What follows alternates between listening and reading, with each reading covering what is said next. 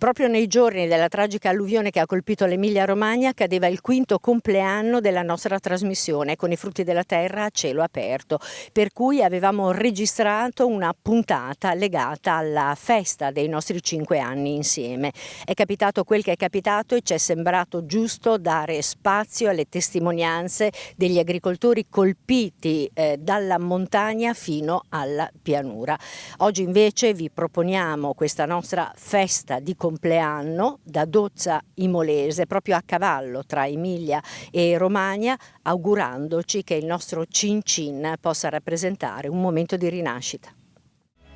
In collaborazione con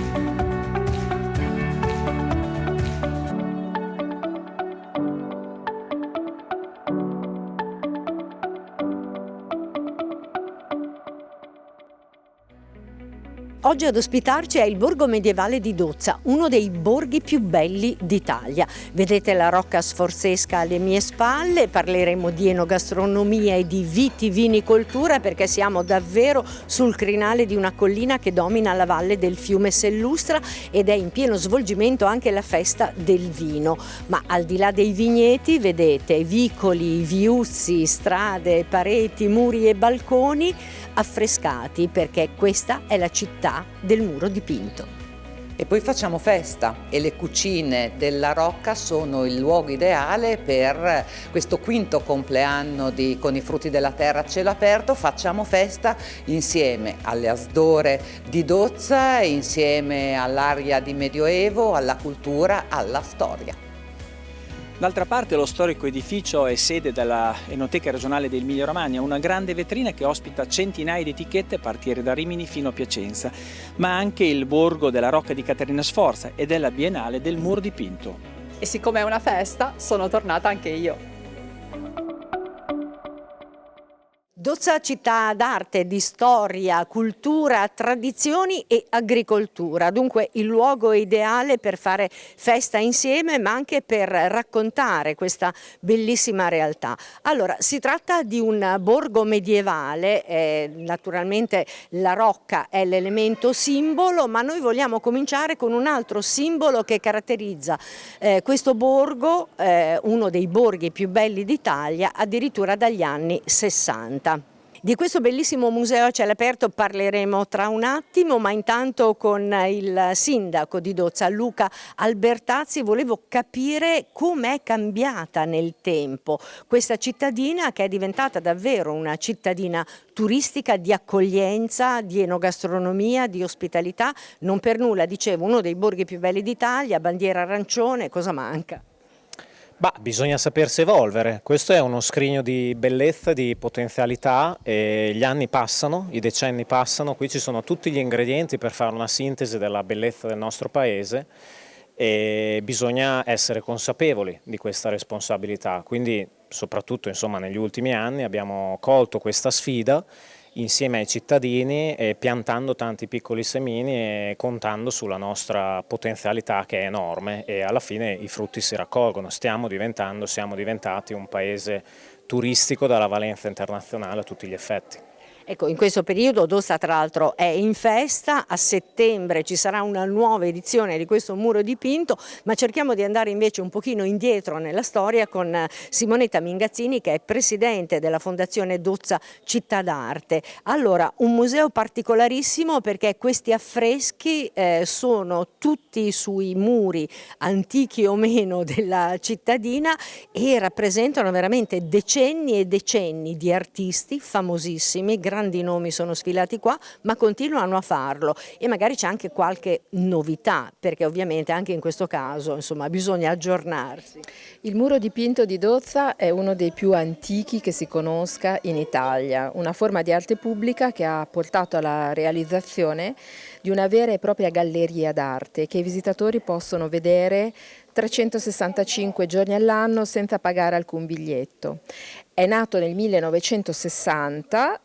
fu un'idea grandiosa e il cui successo è dimostrato dal fatto che ancora oggi si porta avanti questa tradizione e anche quest'anno, dall'11 al 17 settembre 2023, si terrà un'ennesima edizione, per la precisione la 29esima Biennale del Muro dipinto di Dozza. Allora, adesso intanto noi ci incamminiamo perché la cosa bella appunto di questo museo a cielo aperto è che uno gira per le viuzze del borgo, ci sono anche dei vicoli che si aprono e scopre di muro in muro, di balcone in balcone, di luogo in luogo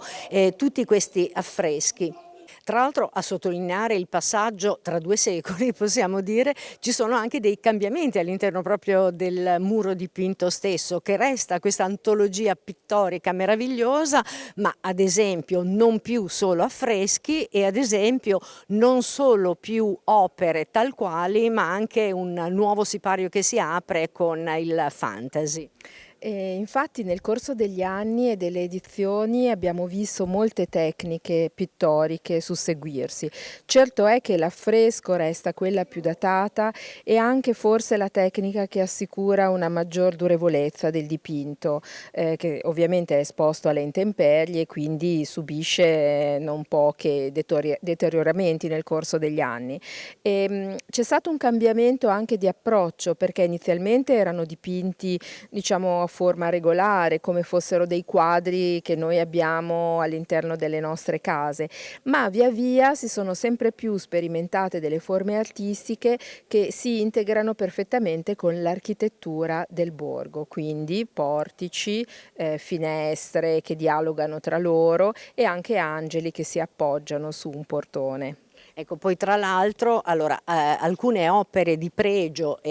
antiche, diciamo, tra virgolette, sono state strappate e poste al museo all'interno della Rocca. Per altre, cui non si è potuto provvedere, si stanno realizzando delle piccole bacheche che comunque rappresentano anche in questo caso piccole tappe del muro dipinto nel tempo. Sì, tracce di muro le abbiamo chiamate, ovvero laddove non è stato possibile recuperare il dipinto con lo strappo o il distacco o con interventi di restauro che regolarmente affrontiamo proprio per mantenere questo patrimonio, abbiamo pensato di lasciare delle tracce. Il visitatore che arriva può così rendersi conto della stratificazione artistica che nel tempo c'è stata anche proprio su una stessa opera. Ricordo che i primi anni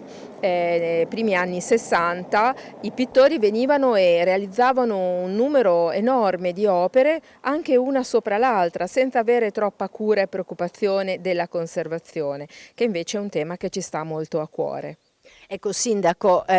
ovviamente Dozza ha i suoi muri, possiamo dire in qualche modo, però non solo. Intanto c'è anche la Rocca sforzesca poi con le evoluzioni nel tempo, ma ne parleremo tra un attimo perché sta proprio scoccando l'ora per entrare nelle cucine dove ci stanno preparando qualcosa che si lega strettamente al mondo agricolo ed enogastronomico. E proprio di questo volevo parlare, perché Dozza è all'interno di queste colline vitate, una vitivinicoltura, non per nulla in queste giornate il borgo è in festa proprio con il vino, quindi l'agricoltura rappresenta un presidio insieme al turismo per l'economia del territorio. Fa parte della nostra tradizione, della nostra storia, dopotutto nei muri stessi viene ripercorsa, no, la storia della nostra comunità e ci sono una serie di muri dedicati alla civiltà contadina, per dire, quindi è nel nostro DNA. È chiaro che il nostro territorio, il confine tra l'Emilia e la Romagna non ha nulla da invidiare a livello nazionale ad altri territori rinomati per il paesaggio e l'arte dell'enogastronomia, perché anche questa è una forma d'arte di cultura preziosa che ci impegniamo a tutelare e non a caso, come dicevo prima, noi abbiamo anche la responsabilità di valorizzare le idee e quindi da un'idea all'epoca di uno studente, di una tesi, è nata anche la sede dell'Enoteca regionale dell'Emilia Romagna, che è molto prestigiosa, è bellissima nella nella parte sottostante la Rocca, e che invito tutti a visitare perché è un punto di eccellenza e di sintesi di quella che è appunto l'arte vitivinicola, che in questi giorni è messa alla luce pienamente dalla festa del vino. Quindi abbiamo questo grande dono di fare una sintesi complessiva delle cose belle del nostro paese, perché alla fine di questo si tratta, e quando tu in pochi metri quadri riesci a riassumere tutto questo, credo che sia una cosa, un vanto, un onere e un onore di cui la comunità deve essere consapevole. Allora, noi adesso risaliamo ancora per un attimo, prima di raggiungere la Rocca c'è un vicolino che ci aspetta.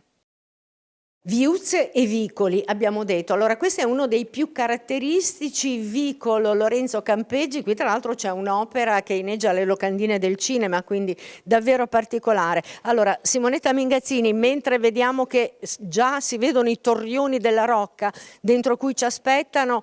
ci sono veramente tantissimi scorci, ognuno dei quali rappresenta qualcosa di diverso. Sì, Dozza è piccola, quindi trovare gli spazi per poter realizzare le opere è una sfida ad ogni edizione della Biennale del Muro Dipinto. Quindi noi confidiamo molto sui proprietari degli immobili, perché ovviamente si può procedere solamente con la loro autorizzazione, e poi sulla creatività e fantasia dell'artista, perché l'artista deve sposare quel muro per poter realizzare la sua opera. E non è facile, perché tenete conto che la maggior parte degli artisti sono abituati a lavorare nei propri studi, non all'aperto con la gente che passa, il trabattello che magari non è sempre molto stabile, e quindi è un'avventura spesso anche per loro. Quindi gli spazi che si ricavano sono molto preziosi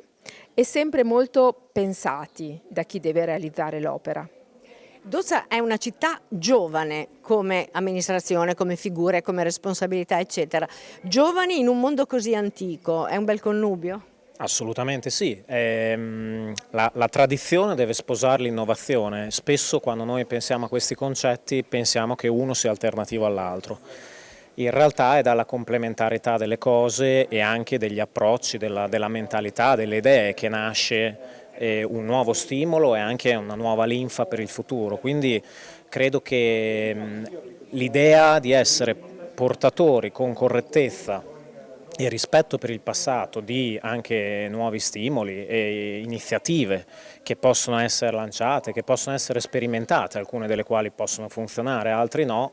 questo di fatto è sì un museo a cielo aperto, ma è anche un laboratorio a cielo aperto, e questo anche dal punto di vista politico, perché un territorio di questo genere si presta molto bene a sperimentazioni che nel nostro caso stanno avendo successo. L'esplosione delle attività, delle iniziative e anche del flusso turistico di questi anni è notevole e registrata da tutti gli elementi oggettivi e dai numeri, e questo vuole essere anche uno sprone e un elemento da lanciare, perché l'Italia credo ne abbia un gran bisogno. Allora, adesso abbandoniamo i muri del piccolo borgo di Dozza, ma entriamo nella Grande Rocca e in particolare ci stanno aspettando nelle cucine. Una piccola pausa, a tra pochissimo.